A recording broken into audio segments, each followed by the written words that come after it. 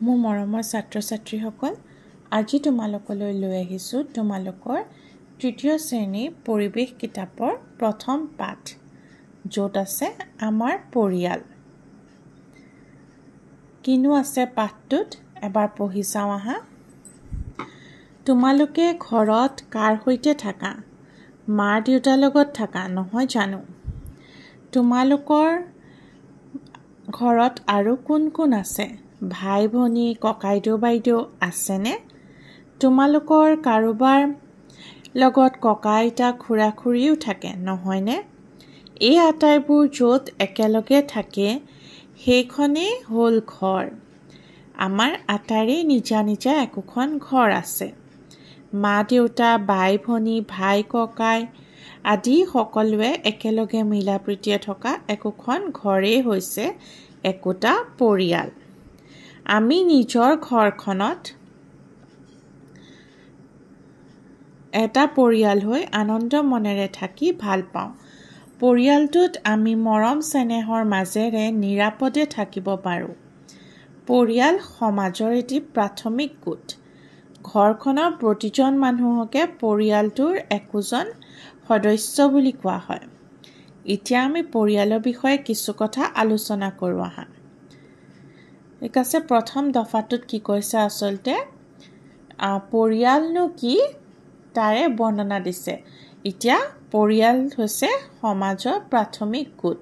এতিয়া তোমালোকৰ চবৰে নিজৰ নিজৰ এখন এখন ঘৰ আছে নহয় জানো? আৰু সেই ঘৰত তোমালোক যিমান কেইজন মানুহ লগ লাগি থাকা সেইটোৱে হৈছে এটা পৰিয়াল। এতিয়া কিছুমানৰ ঘৰত অকল মাক দেউতাক আৰু সন্তান থাকে, সেইটো হৈছে একক পৰিয়াল। আৰু কিছুমানৰ ঘৰত কি মা দেউতা খুৰা খুৰী পেহী ককা আইতা আৰু ভাই ভনী চব একেলগে থাকে, সেইটো কোৱা হয় যৌথ পৰিয়াল। এতিয়া আমি সেইকেইটা বিষয়ে আলোচনা কৰিম, সেইকাৰণে আগবাঢ়ো আহা। এই ছবিখনত তোমালোকে কি দেখিছা? এটা ঘৰ আৰু এফালে দেউতাক আছে, ছোৱালী এজনী আছে, মাক আছে আৰু ল'ৰা এটা আছে। সকলোৱে মিলি একেলগে আছে, সেইকাৰণে এইটো এটা সৰু পৰিয়াল। কি দিছে চাওঁ আহা। ওপৰৰ ছবিখনলৈ মন কৰা, কি দেখিছা? এইখন অৰূপহঁতৰ ঘৰ। এতিয়া এই যে ল'ৰাটো তাৰ নামটো হৈছে অৰূপ। ঘৰখনত অৰূপে মাক দেউতাক আৰু ভনীয়েক নমিতাৰ সৈতে থাকে। এতিয়া অৰূপৰ ঘৰত কোন আছে? এয়া হৈছে মাক, এয়া দেউতাক আৰু এয়া ভনীয়েক নমিতা। সিহঁতৰ মাকে ঘৰখন পৰিপাটিকৈ ৰাখি বৰ ভাল পায়। অৰূপৰ মাক দেউতাকে ঘৰৰ সন্মুখত এখন ফুল আৰু ফলৰ বাগিচা পাতিছে। অৰূপ আৰু নমিতাই মাক দেউতাকক ঘৰুৱা কামত সহায় কৰে। অৰূপহঁতৰ পৰিয়ালটো হৈছে একক পৰিয়াল। এতিয়া যেনেকৈ মই তোমালোকক কৈছোঁৱেই যে যেতিয়া মাক দেউতাক আৰু সন্তানহে থাকে এটা ঘৰত, সেইটোৱে হৈছে একক পৰিয়াল। মানে সেই পৰিয়ালৰ সদস্যকেইজন কোন কোন হয়? মাক দেউতাক আৰু সন্তান, হয় বাই ভনী হ'ব পাৰে, ভাইক ককাইক হ'ব পাৰে, এনেকুৱা। মুঠতে মাক দেউতাক আৰু ল'ৰা ছোৱালী থকা পৰিয়ালটো হৈছে একক পৰিয়াল। এতিয়া ছবি চাই কোৱা অহা সুধিছে, অৰূপহঁতৰ পৰিয়ালত কোন কোন আছে? কাক কাক পালোঁ বাৰু আমি অৰূপহঁতৰ পৰিয়ালত? মাক, অৰূপৰ মাক, অৰূপৰ দেউতাক আৰু অৰূপৰ ভনীয়েক নমিতা। ছবিখনত দেখা মতে অৰূপৰ মাক দেউতাকে কি কৰি আছে? ছবিখনত দেখা মতে অৰূপৰ মাকে কি কৰিছে? ফুলনি বাৰীত কাম কৰি আছে, হয়নে? আৰু অৰূপৰ দেউতাকে কি কৰিছে? ফলৰ বাগিচাত সেয়া আম পৰিছে, আম বুটলি আছে। মাকৰ কামত কোনে সহায় কৰিছে? মাকে যে ফুলনি বাগিচাখনত কাম কৰি দিছে, তাত কোনে সহায় কৰিছে? অৰূপে সহায় কৰিছে। যে আমি এতিয়া অৰূপহঁতৰ পৰিয়ালটোৰ বিষয়ে গম পালোঁ। এতিয়া চোৱা তলৰ ছবিখনলৈ চোৱা। এই ছবিখনত কি আছে? এইখন নয়নাহঁতৰ ঘৰ। নয়নাহঁতৰ ঘৰত তাইৰ মাক দেউতাক আৰু ককায়েক চন্দন থাকে। তেওঁলোকৰ লগত ককাক আইতাক খুৰাক খুৰীয়েক পেহীয়েক আৰু তাইৰ খুৰাকৰ ছোৱালী তুলিকাও থাকে। নয়নাহঁতৰ পৰিয়ালটো হৈছে যৌথ পৰিয়াল।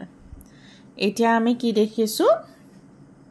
যে এয়া হৈছে নয়না পৰিয়াল এজনী নয়নাহঁতৰ ঘৰত আকৌ কোন কোন থাকে মাক দেউতাক থাকে তাৰপিছত খুৰা খুৰীয়েক থাকে আৰু পেহীয়েকো থাকে খুৰা খুৰীয়েকৰ ছোৱালীজনীও থাকে খুৰা খুৰীয়েকৰ ছোৱালীজনীৰ নামটো হৈছে তুলিকা আৰু নয়নাৰ ককায়েক চন্দনো থাকে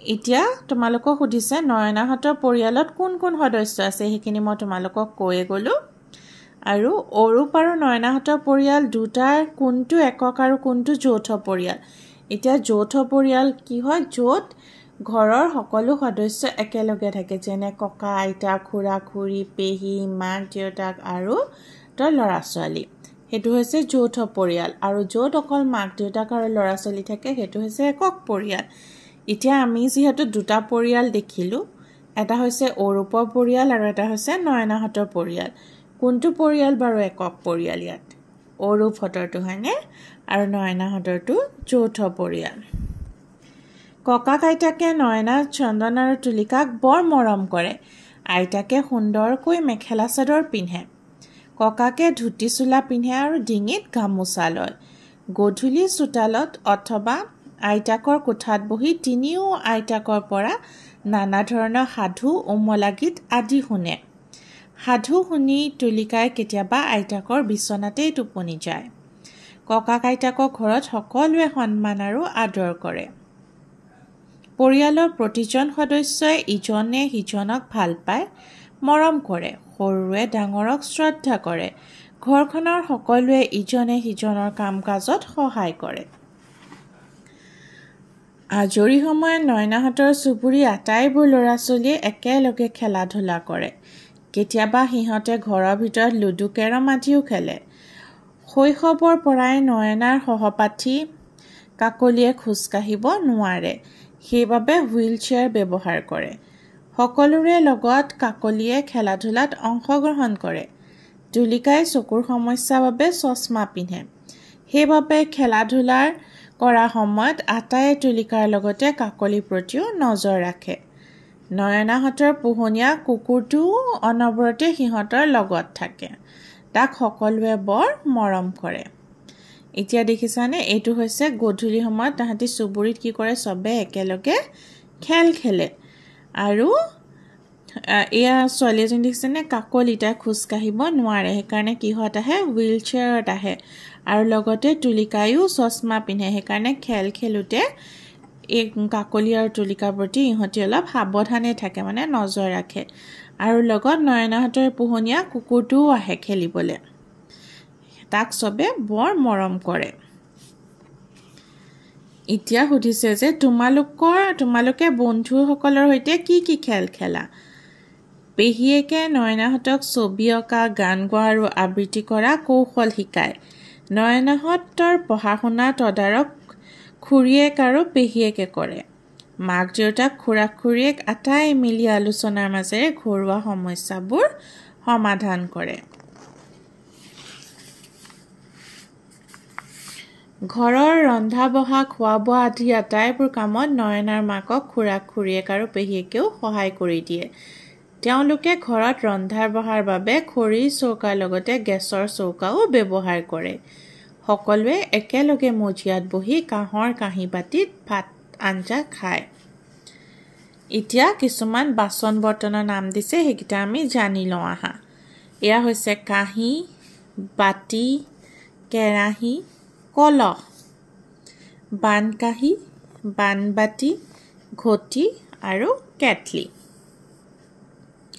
তাৰ পিছত সুধিছে তোমালোকে ঘৰত ব্যৱহাৰ কৰা বিভিন্ন বাচন বৰ্তনৰ নাম লিখা এটো তোমালোকে লিখি মোক জনাবা দেই আৰু তাৰ পিছতো দিছে তোমালোকৰ পৰিয়ালৰ সদস্যসকলে কি কি কামত ইজনে সিজনক সহায় কৰা তাৰ এখন তালিকা প্ৰস্তুত কৰা যিহেতু আমি পৰিয়ালত যিকেইজন মানুহ থাকো সকলোৱে ইজনে সিজনক কিবা নহয় কিবা কামত সহায় কৰোঁ হয়নে সেইয়ানো কি কি কাম কৰা তোমালোকৰ এখন তালিকা প্ৰস্তুত কৰি লিখিবলৈ দিছে ঠিক আছে পৰিয়ালৰ বিষয়ে ইমানেই আছিল তোমালোকৰ চাগে ভাল লাগিলে আৰু বুজি পালা নহয় জানো আকৌ এদিন নতুন এটা ভিডিঅ' লৈ আহিম আজিলৈ ইমানেই ধন্যবাদ